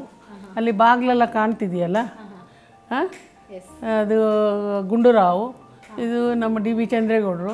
ಆಗಿನ ಅಧ್ಯಕ್ಷ ಸಿದ್ದಯ್ಯ ಅಂತ ಅವರು ಮೈಸೂರಿನವರು. ಇದು ನಾವು 2nd ಟೈಮು ಇಂದಿರಾ ಗಾಂಧಿನ ಎಲೆಕ್ಷನ್ಗೆ ಮೊದಲೇ ನೋಡಿದ್ವಿ. ಅವರಿಗೆ ಒಂದು ಥ್ರೆಟ್ ಕೂಡ ಇತ್ತಲ್ಲ ಅವಾಗ ಶಿ ವಾಸ್ ಸೋ ಸ್ಯಾಡ್. ಅವರು ನಾವು ಹೋಗಿ ಮೀಟ್ ಮಾಡಿ ಬಂದು 1 ತಿಂಗಳಿಗೆ ಅವರು ಇದು ಮಾಡಿದರು, ಅಟ್ಯಾಕ್ ಆಗಿದ್ದೆ ಅವರನ್ನು. ಇದು ಕೃಷ್ಣ ಅವರು ಮೂಡಿಗೆರೆಗೆ ಟೌನಿಗೆ ನೀರು ಕೊಟ್ಟವಲ್ಲ, ಅವಾಗ ಅದು ಇನಾಗ್ರೇಟ್ ಮಾಡ್ತಿರೋದು. ಅಲ್ಲಿ ಡಿ ಬಿ ಚಂದ್ರೇಗೌಡ ಇದ್ದಾರೆ, ಸಗೀರ್ ಅಹಮದ್ ಇದ್ದಾರೆ, ಬಿ ಎಲ್ ಶಂಕರ್ ಇದ್ದಾರೆ. ಸೊ ನಯನ ಅವರೇ, ಇದೆಲ್ಲ ವಾಲು ಮೇಡಮ್ದು ರಾಜಕೀಯ ಹಿಸ್ಟ್ರಿನ ಹೇಳ್ತಾ ಬರುತ್ತೆ. ಪಾಲಿಟಿಕ್ಸಲ್ಲಿ ಅವ್ರು ಯಾವ್ಯಾವ ಥರ ಬೆಳೆದು ಬಂದರು ಅಂತೇಳಿ. ಸೊ ಈ ಕಡೆ ಈ ವಾಲ್ನ ನೋಡಿದಾಗ ಇಡೀ ಫ್ಯಾಮಿಲಿ ಇಲ್ಲಿ ಇರ್ತಕ್ಕಂಥದ್ದು. ಸೊ ಈ ವಾಲ್ನಲ್ಲಿರುವಂಥ ಫೋಟೋಸ್ ಇರ್ಬೋದು, ನೆನಪುಗಳನ್ನ ನಮಗೆ ಎಕ್ಸ್ಪ್ಲೈನ್ ಮಾಡೋದಾದರೆ. ಇದು ನನ್ನ ತಮ್ಮಂದಿರು, ಆ್ಯಕ್ಚುಲಿ ಟ್ವಿನ್ಸು. ಇವನು ಗೌತಮು, ಪ್ರೀತಮ್. ಗೌತಮ್ ಮೂಗು ಮೇಲೆ ಈ ತುದಿಯಲ್ಲಿ ಒಂದು ಇದಿದೆ, ಚುಕ್ಕೆ ಇದೆ. ಅದರಿಂದ ಎಲ್ಲ ಗುರುತಿಸ್ತಾ ಇದ್ರು. ಓಕೆ, ಇಲ್ಲ ಅಂದರೆ ಇಬ್ರು ಒಂದೇ ಥರ ಐಡೆಂಟಿಕಲ್ ಇದ್ರು. ಸ್ವಲ್ಪ ಅಗಲ ಆಯಿತು, ಬಟ್ ಆದರೆ ತಕ್ಷಣ ನೋಡಿದ್ರೆ ಯಾರಿಗೂ ಗೊತ್ತಾಗ್ತಾ ಇರಲಿಲ್ಲ. ಇದು ನನ್ನ ಮದುವೆ ಫೋಟೋ. ಸೊ ಅಲ್ಲೂ ಕೂಡ ಫುಲ್ಲು ಸ್ಮೈಲ್ ಇದೆ ನಿಮ್ಮ ಮುಖದಲ್ಲಿ. ಸೊ ಎಲ್ಲರೂ ಫ್ರೇಮಲ್ಲಿ, ಎಲ್ಲರೂ ಪ್ರಿಷಿಯಸ್ ಮೂಮೆಂಟ್ಸು, ಮದುವೆದಿರ್ಬೋದು, ಹಾಗೇನೇ ಇಡೀ ಫ್ಯಾಮಿಲಿ ಈ ಒಂದು ವಾಲ್ನಲ್ಲಿದೆ ಅಂತಲೇ ಹೇಳ್ಬೋದು. ಚೆನ್ನಾಗಿದೆ ಆ್ಯಕ್ಚುಲಿ. ಮನೆ ದೇವರು ನಮ್ಮದು ಲಕ್ಷ್ಮೀ ದೇವಿ, ಕುಲದೇವರು ವೆಂಕಟರಮಣ ಸ್ವಾಮಿ. ದೇವ್ರನ್ನ ಎಷ್ಟರ ಮಟ್ಟಿಗೆ ನಂಬ್ತೀರಾ ಮೇಡಮ್ ನೀವು? ಅತಿಯಾಗಿ ನಂಬ್ತೀನಿ ನಾನು. ದೇವರ ಆಶೀರ್ವಾದ ಇಲ್ದಲೇ ನಾನು ಈ ಮಟ್ಟಕ್ಕೆ ತಲುಪಲಿಕ್ಕೆ ಸಾಧ್ಯನೇ ಆಗ್ತಾ ಇರಲಿಲ್ಲ, ಮತ್ತು ಸವಾಲುಗಳನ್ನು ಎದುರಿಸಲಿಕ್ಕೆ ಆಗ್ತಾನೆ ಇರಲಿಲ್ಲ.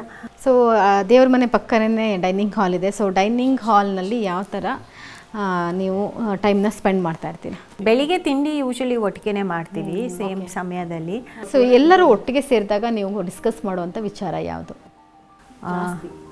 ಜಾಸ್ತಿ ಅಂದರೆ ಜಸ್ಟ್ ಒಂದು ಆ ಟೈಮಲ್ಲಿ ಏನು ನಡೀತಾ ಇದೆ, ನನ್ನ ತಮ್ಮಂದಿರು ಯಾರು ಹೋದ್ರು ಏನು ಮಾತಾಡಿದ್ರು ಅಷ್ಟೇ. ಅಂದರೆ ನಮ್ಮ ಜೀವನದ ಆ ಟೈಮಲ್ಲಿ ಪ್ರಸ್ತುತ ನನ್ನ ತಮ್ಮಂದಿರ ಜೊತೆ ಸ್ವಲ್ಪ ಮಕ್ಕಳು, ಸ್ಕೂಲು, ಅವ್ರದ್ದು ಸ್ಪೋರ್ಟ್ಸ್ ಆ್ಯಕ್ಟಿವಿಟೀಸು ಅದೆಲ್ಲ, ಮತ್ತು ಆಗಾಗ ಸ್ವಲ್ಪ ರಾಜಕೀಯವಾಗಿ ಏನಾದರೂ ವಿಚಾರಿಸ್ತಾರೆ. ಮೇಡಮ್, ನಾನು ಕೇಳಬೇಕು ಅಂತ ಅಂದ್ಕೊಂಡೆ, ಈ ಮನೆಯ ಹಾಲ್ನಲ್ಲಿರುವಂಥ ಈ ಟೈಲ್ಸು ಚಿಕ್ಕಮಗಳೂರಿನಲ್ಲಿದ್ದರೂ ಕೂಡ ಅದು ಅಷ್ಟು ನಮಗೆ ಕೋಲ್ಡ್ ಅಂತ ಅನಿಸ್ತಾ ಇಲ್ಲ. ಇದು ಮಾರ್ಬಲ್ ಅಲ್ಲ, ಇದು ಪೋರ್ಚುಗೀಸ್ ಟೈಲ್ಸು. ಜಾಸ್ತಿ ಗೋವಾದಲ್ಲಿ ಉಪಯೋಗಿಸ್ತಾರೆ ಇದನ್ನು. ಸೊ ಅದನ್ನು ಪರ್ಟಿಕ್ಯುಲರ್ ಆಗಿ ಆ್ಯಕ್ಚುಲಿ ನಮ್ಮೆಲ್ಲರಿಗೂ ಅಂದರೆ ಇದು ಥಂಡಿ ಜಾಗ ಅಂತ ಗೊತ್ತಿದ್ದು ಅದನ್ನು ಸ್ವಲ್ಪ ನಾವು ಆ್ಯಂಟಿಕ್ ರೀತಿಯಲ್ಲಿ ಮನೆ ಮಾಡಬೇಕು ಅಂತ, ಆಮೇಲೆ ಯಾರಿಗೂ ಕಾಲಿಗೆ ತಣ್ಣಗೆ ಆಗಬಾರ್ದು ಅಂತ. ಎಸ್ಪೆಷಲಿ ನಮಗೆ 6 ತಿಂಗಳು ಶೀತ ಇದ್ದೇ ಇರುತ್ತೆ. ಮಳೆ ಆಲ್ಮೋಸ್ಟ್ ನವೆಂಬರು ಡಿಸೆಂಬರ್ವರೆಗೂ ಒಂದೊಂದು ಸತಿ ಆಗುತ್ತೆ, ಮೇ ಅಥವಾ ಜೂನಲ್ಲಿ ಹಿಡಿದಿದ್ದು. ಸೊ ಅದಕ್ಕೋಸ್ಕರ ಆ ಥರ ಟೈಲ್ಸ್ ಹಾಕ್ಸಿರೋದು. ಆಮೇಲೆ ನಮಗೆಲ್ಲರಿಗೂ 3 ಜನಕ್ಕೆ, ನನ್ನ ತಮ್ಮಂದಿರಿಗೂ ಇದೇ ರೀತಿ ಇಷ್ಟ ಆಯಿತು. ಸೊ ಡಿಸೈಡ್ ಮಾಡಿ. ಸೊ ಮನೆಯ ಒಂದು ಸ್ಟೇರ್ ಕೇಸ್ ಕೂಡ ಅಷ್ಟೇ ಫುಲ್ಲು ವುಡ್ಡಲ್ಲೇ ಇದೆ. ಸೊ ಫಸ್ಟ್ ಫ್ಲೋರ್ಗೆ ಹೋದ್ರೆ ಅಂತೂ ಫುಲ್ಲು ವುಡ್ ವರ್ಕೇ ಇದೆ. ಸೊ ಇದು ಕೂಡ ಫುಡ್ಗೆ ಬಹಳನೇ ಹಿತ ಅನಿಸುತ್ತೆ. ಹೌದು, ನಿಜ. ಅದೇ ಎಲ್ಲ ಅಂದರೆ ಮಲೆನಾಡಲ್ಲಿ ಇರೋ ಒಂದು ರೀತಿಗೆ ಇದು ಸರಿ ಆಗುತ್ತೆ ಅಂತ ಒಂದು ಚಿಂತನೆ ಇಟ್ಕೊಂಡೇ ಮಾಡಿದ್ದು. ಸೊ ಈ ಹಾಲ್ ಕೂಡ ಅಷ್ಟೇ, ಇಲ್ಲಿಗೆ ಫ್ಲೋರ್ನ ಕ್ಲೋಸ್ ಮಾಡಿದ್ದೀರಾ, ಅಂದರೆ ಓನ್ಲಿ 1 ಫ್ಲೋರಿಗೆ ನಿಲ್ಲಿಸಿದ್ದೀರಾ ಮನೇನ?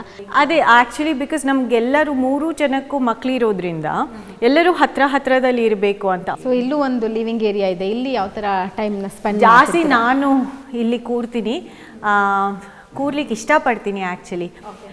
ಮನೆ ಕೂತ್ಕೊಳ್ಳಿ. ನನ್ನ ತಮ್ಮ ಜಾಸ್ತಿ ಟಿ ವಿ ನೋಡ್ತಾನೆ, ಕಡಿಮೆ ಟಿ ವಿ ನೋಡೋದು. ಸ್ವಲ್ಪ ಟಿ ವಿನಲ್ಲಿ ನೋಡಿದ್ರೆ ಏನು ನೋಡ್ತೀರಾ?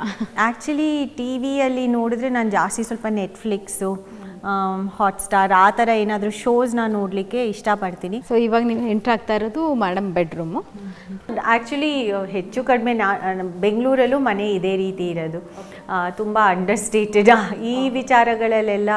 ಹೀಗೆ ಅಂದರೆ ಪರ್ಟಿಕ್ಯುಲರ್ ಇಲ್ಲ, ಹಿಂಗೆ ಇರಬೇಕು, ದೊಡ್ಡದಾಗಿರ್ಬೇಕು ಇಲ್ಲ, ಜಸ್ಟ್ ತುಂಬ ಸಿಂಪಲ್. ಮತ್ತು ಮನೆ ಅಲ್ಲಿ ಬಂದಾಗ ಅದು ಮನೆ ಅನ್ನಿಸ್ಬೇಕು.